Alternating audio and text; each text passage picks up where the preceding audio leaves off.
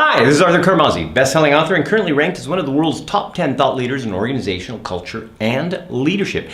And today we are going to be taking a journey of pre-leadership. Now, before, of course, we start on this journey, well, you should kind of figure out what pre-leadership is, because maybe you don't know, since it's kind of a new thing, okay? So anyway, here's the idea, okay? You go into an organization and suddenly, you are put into a leadership position. And after about like 2 months, you figure out that your leadership sucks, okay? And the problem is that in the previous organization that you were in, your leadership was awesome. You were like the man or the woman, okay, that was just making things happen. So what happened? Well, that's the problem that a lot of managers and leaders face, is that the environment that they go into oftentimes does not support their leadership style and, or for that matter, way of processing and doing things, right? And sometimes the culture is not really set up in order to accept certain types of leadership. So what we're going to do before we go into a leadership situation is to build out the environment, build out the culture so that you have the pre-leadership elements already solved, so that when you actually start doing stuff that require more leadership, you're all ready to go and you are going to be successful and awesome as a leader. Okay, so, but of course we're not going to do PowerPoint because PowerPoint is boring. And so today we're going to basically start with a simple journey. And of course every journey needs to have a couple, or okay, in this case 3 journeyers, or travelers as we sometimes call them. All right, so of course the first one is Rama, and Rama is the hero of our story. And then we also have Jack. Now Jack is the villain of our story. Now you notice that Jack is a lizard. I know that some people say he looks like a frog, but he's a lizard, really. Okay, and what do lizards do? Let's say you're kind of, going down and doing stuff. Okay, do lizards just kind of look at you and then they think, should I run? Maybe have a little conversation with other lizards about what they should do and, try to find out the best strategy? No, because lizards react, right? That's what they do. They react, they run, and of course, well, that's what Jack does. He is constantly reacting to his environment and to situations. Okay, and then of course there's Mary. Now Mary is very knowledgeable, very powerful in her brain, but unfortunately Mary lacks courage. And that basically means that even though she's got really great ideas, she doesn't actually say anything because she doesn't really like the conflict. Oh, what if somebody doesn't really like the idea? What if maybe, my boss is offended? And so therefore, Mary is oftentimes very frustrated because she just kind of follows the leader, even though she sometimes knows that the leader is wrong. Okay? And of course, now our travelers go on into the forest, and there of course they find the consultant. Now what does a consultant do? Well, basically the consultant consults, because that's what consultants do. So the first thing of course he tells them is that the relevance of leading company culture in performance. Okay, so if you're going to be leading an organization, I think that the consultant means that you actually have to have some kind of connection to company culture. I mean, that would make sense, right? Okay, because if you're just leading and you don't really pay attention to the organizational culture you're leading in, there could be a problem. I mean, imagine this. Imagine that you are the CEO of Google and somebody says, wow, you're the CEO of Google. You must be an awesome leader. And so they take that CEO and they put him in charge of Citibank. Okay, will the CEO of Google be as competent as he was in Google? Probably not. Why? Because of very different organizational culture in Citibank, and you have a completely different set of rules, guidelines, belief systems, values. Well, basically, it's just really different. Okay, and so that's why culture is very relevant to leadership and performance. So let's look at some of those factors, okay? Why is leadership different now compared to, well, how it used to be? All right, so first of all, engagement is now competing with everything else. I mean, it's competing with your phone, it's competing with all of the social chatter that's going on. It is competing with the LinkedIn job offers you recently got. It's competing with all kinds of things that are going on because right now our life is way, way, way busier than it ever used to be, okay? Clarity must be now. That's another thing, okay? We used to be very patient when it came to communication, to understanding things, but, well, now we're not. Why? Well, because we've been programmed, literally, almost, with all of the instant messages and instant emotional gratifications and everything that, well, basically, we need things now, and we need to know now, and if you're not replying to my email within 4 hours, well, there must be something wrong, because, it should be now. So we must see progress, which basically means we need to actually see the results of something, at least a little bit of result. That means that we are on the right track, we're doing something. Because if we don't see progress, well, we don't know. And of course, if we don't know, that gives us doubt. And if we're doubtful, well, then, we're not really sure and we're not confident, and well, that affects things. So therefore, we need to see progress, and we need to see that we are either on the right track or not on the right track in some way, so that we can make a decision and move in whatever direction is right. Okay, the other thing, of course, is we must have engaging ways to measure results. See, that's the thing that we haven't really figured out yet. Now, of course, social media's figured that out, right? I mean, they're very good at engaging you and measuring your life, okay? Because like, oh, how many likes did you get? Oh, how many people shared your post? How many, comments did you get? What did people think? Okay, so that is essentially massive feedback and measurement. But when it comes to your job, oftentimes we have to wait until the end of the year before we get our annual review and measure how we did for the rest of the year. Nah, not usually. It's usually for the past month, but they call it the annual review. Anyway, so the measuring results way as well needs to be worked on, but we'll talk about that here too. And of course, work should provide personal gratification. And now it's more than ever, leadership is different. The standards are higher. Why? Because before you used to wait for the leader to basically acknowledge you,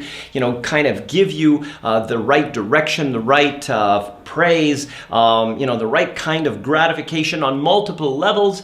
And now we don't need the leader to do that. Why? Because we have that in the palm of our hand. Literally, we can essentially get emotional gratification from our mobile phone, and we no longer need the leader to do that like we did before. Which, of course, now brings us back to we need to be a superhero in order to essentially build up our leadership ability. Now, of course, in order to do that, remember, we need to cultivate the environment that we're in order to be able to create the environment that supports our leadership, or for that matter, our superhero leadership. Okay? So, question is, should work be fun? Okay? And that really is the thing, isn't it? I mean, should work be fun? Okay? So, here's some research to determine whether it is going to be fun or not fun. All right? First of all, let's look at Gallup. State of the workplace, okay? This is a little bit old, but it's still relevant, okay? And worldwide, only about 13% of employees are actually actively engaged at work, which basically means everybody else is like, oh man, is it Monday again? And so that kind of sucks, right? Because then you're essentially paying all these people and they are not really giving you the full potential that they have, right? Because, if you're not like really engaged, you're not really interested, it's like you may have the skill, but, you just kind of go along and just relax because, what if I don't get appreciated? What if this? What if that? And so therefore you end up creating all of these situations where you're not living up to your best ability, okay? And of course, engagement is important, okay? And of course, to effectively create a pre-leadership environment, well, you have to think about that and how your culture is affecting it.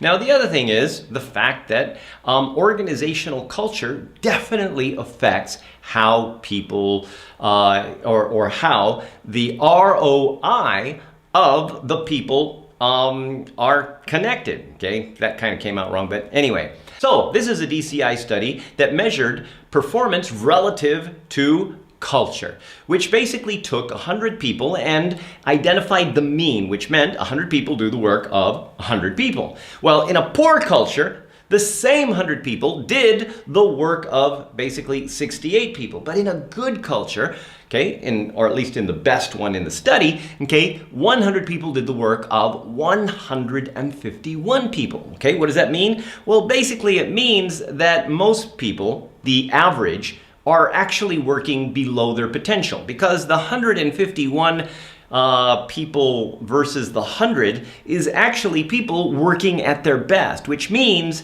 there is a huge potential for increasing human capital ROI. Okay? So, another research by Tiny Pulse indicated that team play and collaboration are the top factors that people basically love about their job.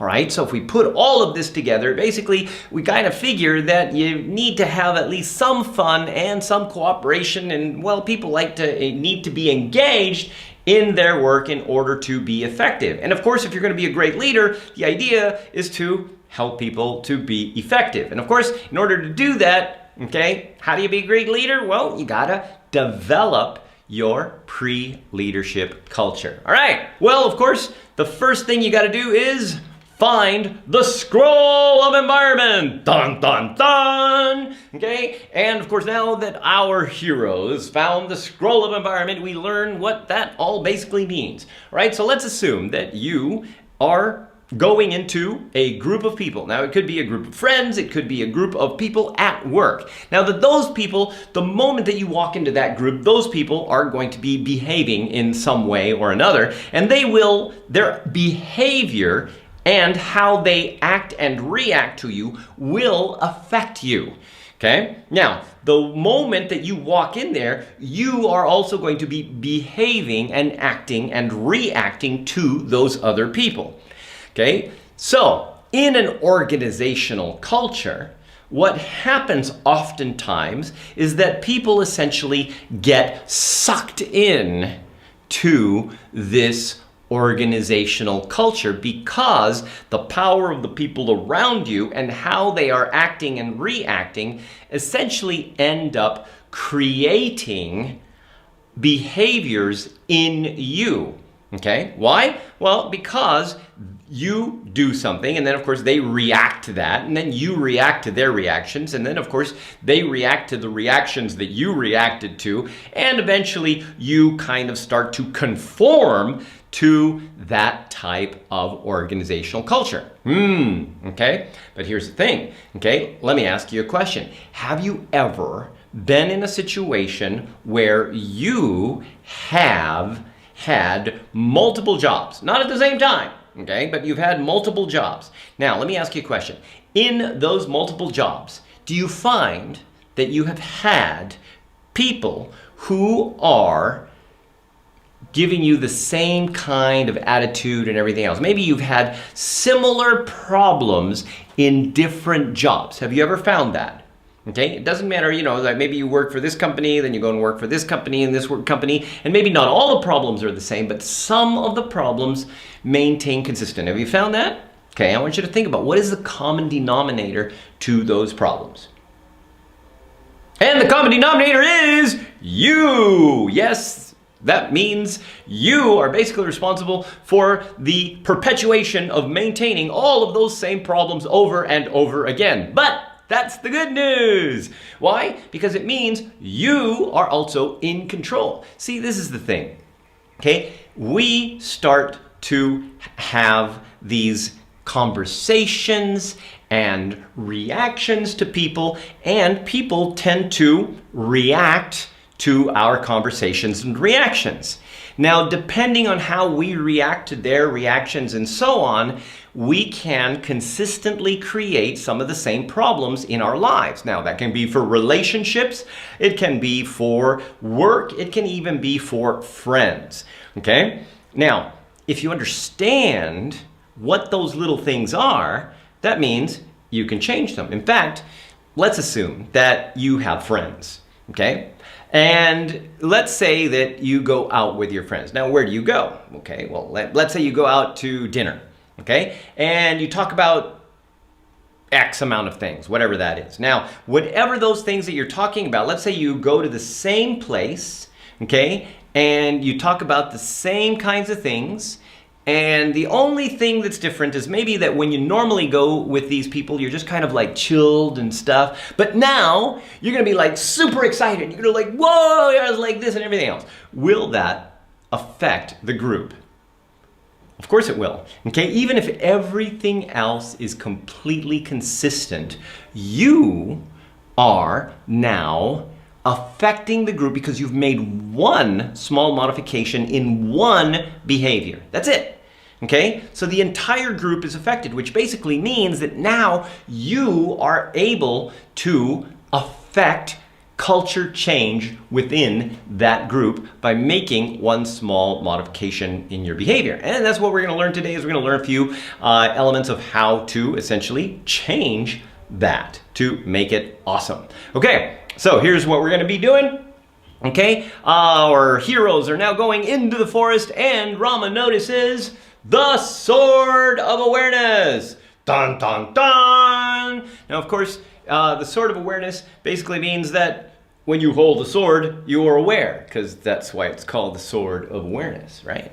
Okay, so what kind of awareness do we need to have? Well, we need to be aware of the feedback that we get, right? Okay, so feedback is a leadership tool that affects how you feel, and for that matter, it's also affecting your environment. Now, here's the question.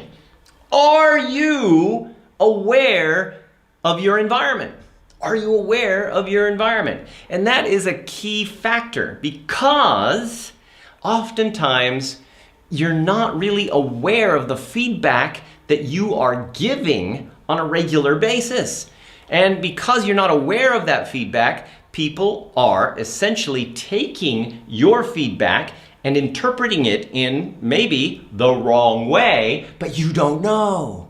Right? Which basically means, okay, that you may accidentally suck as a leader without even knowing why, because the feedback you're giving is being misinterpreted. This is why we have to figure this out. So what are the things that we can do? Okay? Look at life gamification. Right now, we've got Facebook, we have Instagram, okay? So they're constantly giving you feedback. They're giving you feedback based on how many people follow you. They're giving you feedback on how many likes, how many little hearts you get, okay? How many comments. All of these things are part of the feedback for life gamification. Now, of course, that's not necessarily going to be really useful in your job, unless of course you're working for Facebook or Instagram, okay, well, which is the same. But anyway, the thing is that in an organization, how can you gamify? How can you make it fun? How can you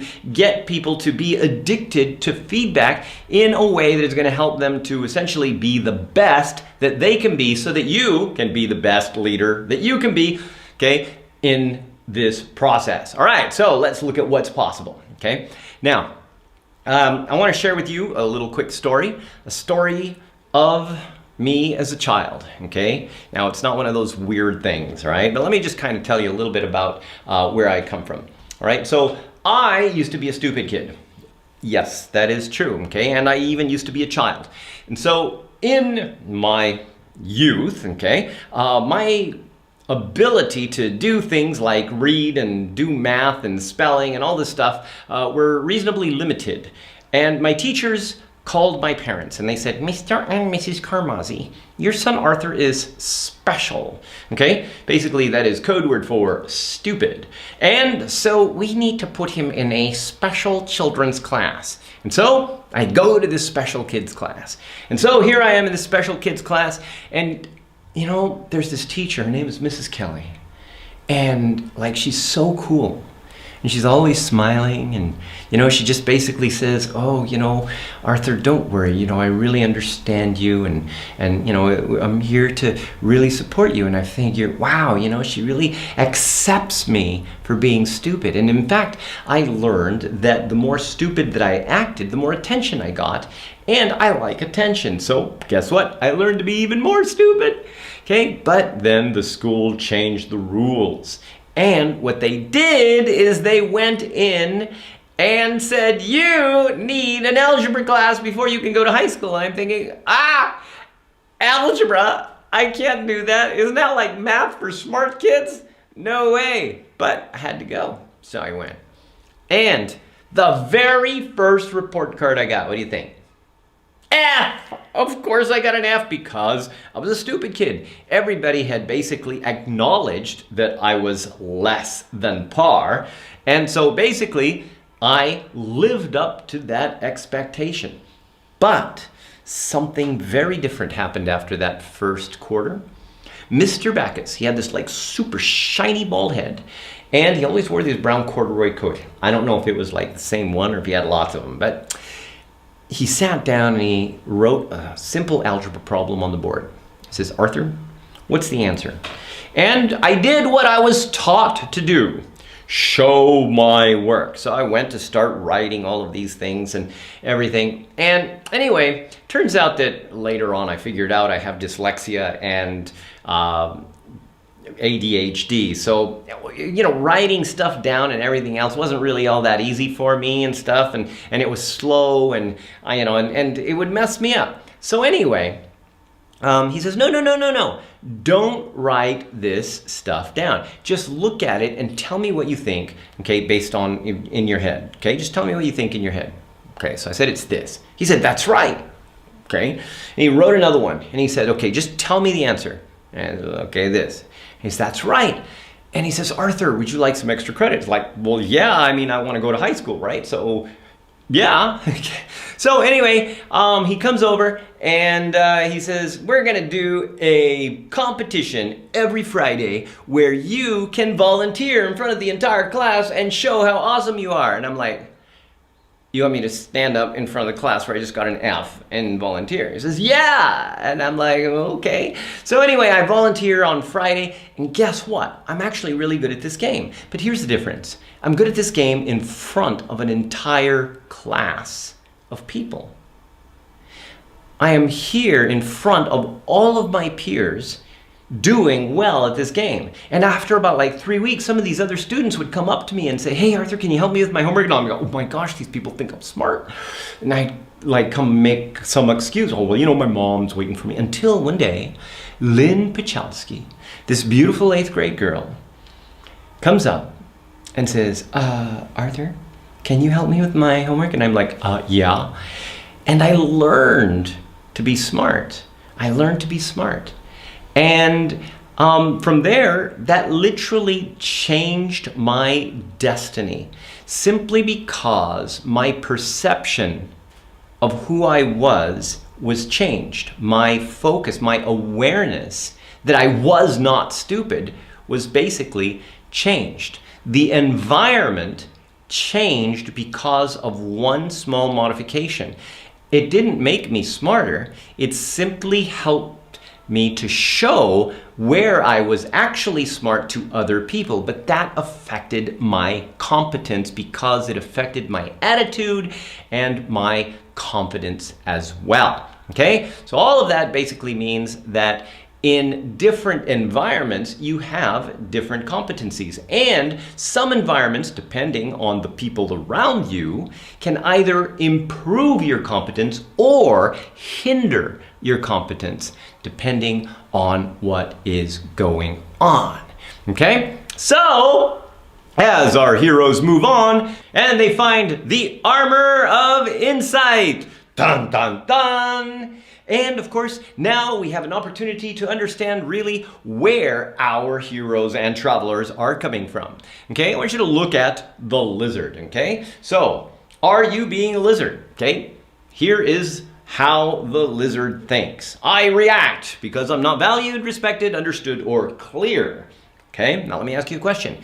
Have you ever reacted to situations, to people, to your environment?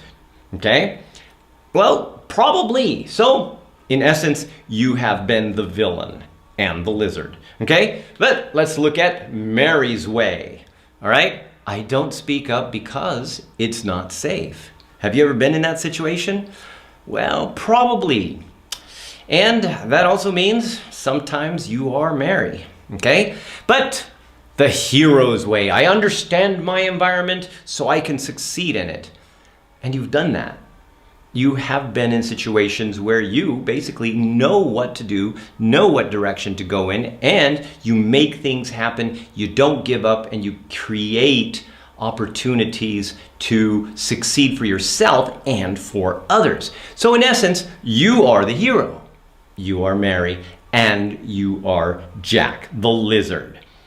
Okay? And so now with the understanding of the fact that we are all of these, in fact, everybody in your organization is all of these, well, we got to find out how do we measure or benchmark our organizational culture. And so there is a tool, okay? cultureevolution.com, okay? You can go and get your organizational culture benchmarked. Okay, which basically means that you have to find out at what level of evolution your culture is. See, the worst one is the blame culture. And of course, the blame culture is, well, it doesn't really support people being at their best. There's very little trust because people get blamed all the time. And well, you know, there's a lot of issues with that because of no trust. There's no innovation and all sorts of things happen. In fact, though, the evolution as it goes up goes into finally the highest level of evolution, which would be the leadership enriched culture, which is essentially where even though you may be the CEO, you can take orders from the janitor who just happens to know how to do something that you don't and let him lead it so that your ego doesn't actually get in the way of your progress. Okay? So all of these different things are affecting your ability to create an environment, but you have to know where you are starting. And this is why it's very important to benchmark your culture first, okay? And then of course, as our travelers go on, they have to figure out, well, what's the ideal working environment, okay? So, what is the ideal working environment? Do you think it's gonna be different for everybody? Well, let me tell you something. I've asked the same question in 57 different countries. Okay, everybody from CEOs to janitors, different age groups, different cultures, and basically it's pretty much the same stuff. People want teamwork, okay? They want a supportive environment, which basically means if they need something from the CEO or they need something from the finance department, okay, people will listen and people will, you know, connect and work together to solve company problems, not just departmental problems, okay? And of course, people want clarity. They want to know what they need to do in order to succeed. And of course, that can also relate to transparency, you know, a clear vision, whatever, okay? And they want trust. Something related to trust. Either, well, I want to be able to, you know, be able to do things in the way that I know is going to work, okay? And or sometimes, you know, just I wish that I was allowed to innovate and come up with ideas and execute my ideas. Or sometimes it's just like I wish people would be accountable.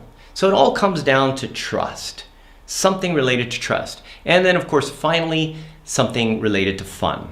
People want to have fun at work. Okay, so these are essentially the fundamentals of your ideal working environment. All right, so let me know if you think that that is accurate for you, okay? I would like you to think about and write this down. What is your ideal working environment, okay? So let's say, for example, all of these things. We've got the fun, we've got the communication, okay? All of these things to create a sustainably high performance culture, okay? But, okay, the question is, are you actually getting these results? And, okay, essentially, oftentimes you're not getting the results because the culture itself is not safe. And that means that a lot of people, even though they have the skills, don't apply them because they're not engaged, and it's not really safe for them to be the best that they can be because of the organization style, which basically now, okay, takes us to the idea of safety. Safety in your organization. I'm going to share with you one simple idea, okay, that is going to make your organization safer, okay? Just one simple idea, okay? For pre-leadership to really work, okay, you have to have trust. And trust is going to be one of those major foundations. So what we're going to do is basically look at the idea of blame, okay? Now, how many of you, just love to be blamed, all right? And let me ask you a question. Does blame ever solve a problem? Does it ever solve a problem? And so, since we know that blame doesn't actually solve the problem, what we want to do is create the no blame zone. All right, now of course, in order to create a no blame zone, the first thing you need is a sign, and that sign is going to be found at noblame.zone. That's www.noblame.zone. Get it now. So the first thing you got to do after you download the sign is tell everybody what you are trying to do. You are trying to create an environment where people don't blame each other, where people basically support finding solutions rather than pointing the finger and determining who's wrong. I mean, if you think about it, how much time do you waste blaming? Okay, so that's the first thing. Now, of course, real simple, okay, to make sure you do this, if you go to noblame.zone, you're going to find the entire process of what to do. I'm not going to go into it here, but you'll find it, not just download the sign, you're going to find the whole no blame zone process in there. Go ahead and apply this so that you can make an impact in trust in your organization. And of course, this also means that, okay, people are going to identify with the potential that they have. They'll be more motivated to achieve the higher levels of performance that they can. Why? Because if they can't fail, well, they're willing to actually do more. And of course, that's also going to build confidence and competence in the process, okay? So that basically connects to values. So, okay, what are the values that you want in your organization? Do you want people to basically, live up to their potential power? Or do you want people, to have innovation? Now, sometimes they're contradictory where you have, we want excellence and we want innovation. Well, excellence means you don't make mistakes, and innovation means you make a lot of mistakes. You got to be careful in how you set up your values, right? Okay, but here's the question. What behaviors do you need to have in order to achieve those values? What are the behaviors? And this is important. Don't look at the actual value, but the behaviors that relate to those values. And of course, those behaviors that relate to the kind of culture that you want to create. And now, of course, the question is, how do you gamify feedback for those behaviors? All right? So here's the thing. Most of the time, we're measuring KPIs. And measuring KPIs is really cool. You do that at the end of the year, every 6 months, whatever. That's great, except that can't be it. Because first of all, I mean, at the end of like a month or a month and a half before the KPIs are set, that's when everybody starts to go, oh my gosh, we got to hurry up and meet our KPIs, instead of actually doing the behaviors consistently for 6 months that would actually help them to exceed the KPIs, okay? So if you understand what behaviors you want, okay, measure the behaviors. You can still measure the KPIs, but that's not the main focus, because behaviors you can measure every freaking day, right? Well, the KPIs, well, you're gonna wait, right? Because they're a little bit bigger, and also the results also a little bit bigger, and it takes time, and people aren't that patient, but they are going to be showing behaviors or not, which you can measure regularly. And so if we continue to do this, you're basically going to remove the feedback barriers because you are nurturing the right behaviors through feedback, which basically makes it much more sustainable. Okay? So everybody needs to know how they're doing. Because sometimes, well, you don't know. And if you have to wait 6 months or a month or at the end of the year to figure it out, well, by then it's too late. And if you're not consistently reminded, well, basically you forget, you don't change, and you maintain the same level of incompetence or disengagement that you have had consistently. So what do? Well, there's a tool for that. And you can go to squadly.com. Now this basically measures behavior, and it actually gamifies it. It ranks you depending on where you are, but more than that, because sometimes it's always like the same people that get ranked at the top, and that would kind of suck. Okay, because then that demotivates everybody else. But see, the thing is, you have more than one behavior. So what you can do is you can also, within this system, is rank based on, this behavior over here, number one is this person, which is not in the main list, but they're still on a list, which basically means there's still levels of motivation and hope, which is what you're trying to create to consistently improve and get on the list and get all of the accolades and everything that goes with that. So, more of that on squadly.com. Okay, so now let me just kind of give you a little bit of idea of clarity and where the barriers to trust really come from, the root cause of a lot of this trust problems. And that is how your brain genetically processes information. See, basically how you get clarity affects how you end up perceiving others. And of course, oftentimes, without even realizing it, because it's a genetic foundation, you judge others because of their different genetic process, which is basically called brain racism. Let's look at the different processes and see which one you fit in. But you know what? I'm going to give you something very special. I'm going to give you a free colored brain test in a moment.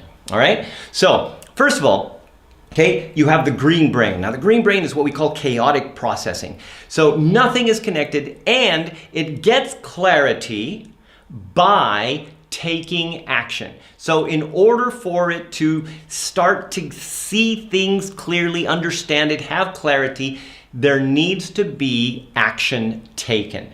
Okay? And that basically means that it just kind of gets a little bit of information and immediately starts moving and taking action, and that helps clarity. Okay, now the other process is the purple brain. Okay, and this is basically called relational processing. Everything is connected, and the moment that you start getting information, lots of information, details, everything else, everything basically starts to kind of come into place. Now, of course, once you have all of this information, it just kind of appears and creates these various options, and then of course you analyze and choose the options, and that's how you get clarity. You get clarity by collecting information and then seeing the options and identifying which one is the best. Now, of course, problems here oftentimes are that it takes a long time. Well, with the green brain, it doesn't take much time at all, and people just jump into things, and so there is oftentimes, let's say between purple and green, some conflict. Okay, now of course with the purple, they basically get information, lots of information, analyze, then take action based on the best option. The red brain, okay, this is called linear processing, and this essentially is about structure. So the more structure there is, the easier it is for a red brain, okay, to get clarity. So clarity comes from literally finding or creating the structure and seeing how it all fits together. So in this particular case, it's not really connected, but you have to connect it in order to get clarity. More structure, more clarity, easier to take action. If there's no structure, no clarity, red brain will have very difficult time to take action until they have that kind of structure or clarity, and so sometimes decisions may get delayed. Okay, so they basically get the facts, not lots of information, but enough to make sure you get it. Then kind of, cross-reference, analyze, check, see how it all fits together, how it's structured, and then maybe, if it's okay, take action. And then finally, of course, you have the blue brain. Now, the blue brain, everything is connected, but it's kind of connected through this kind of feeling, this emotion of, this intuitive processing, okay? So with a blue brain, essentially, they will reflect. And see, because everything is connected, it's connected to feelings, to emotions, to values, to stuff that happened 10 years ago, to stuff that happens, 5 minutes ago. Everything is kind of all mixed together and connected.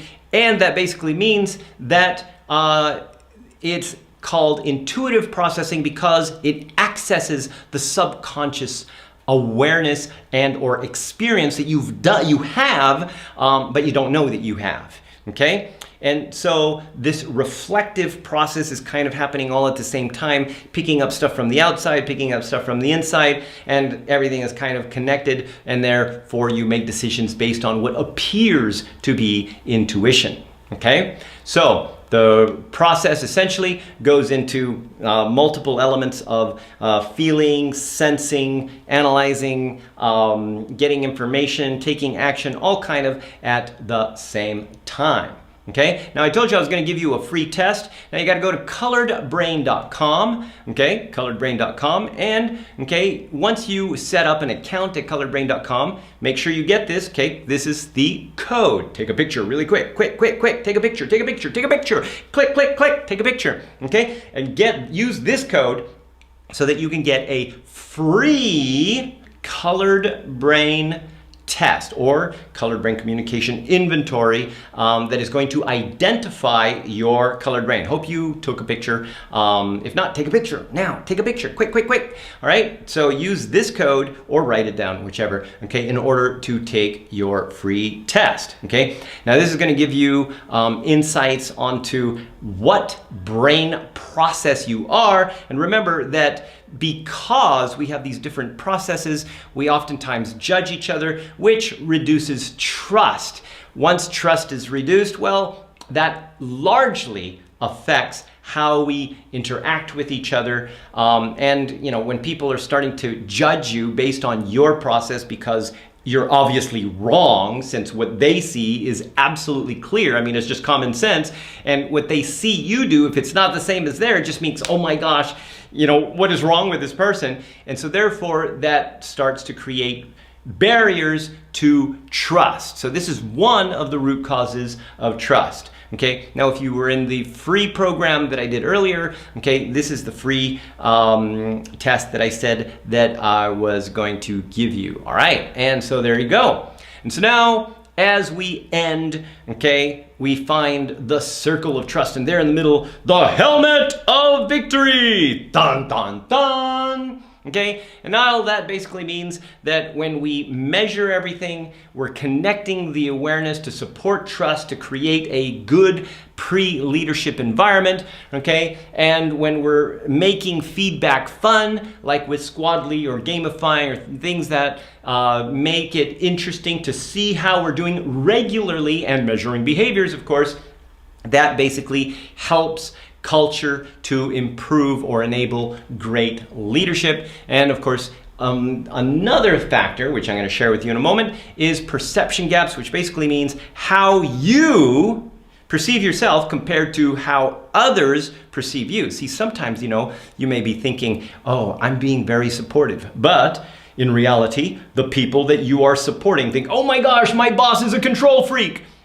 And that would be bad because they never tell you. They're not giving you the feedback and you don't know. And so therefore you keep doing the same thing over and over again because you don't know that it is being misinterpreted. Okay, so in a moment I'll share something about that. Okay, meanwhile, of course, Jack is freaking out, and then suddenly he just grows wings and starts throwing fire. And of course, now we are ready to fight against the inner lizard.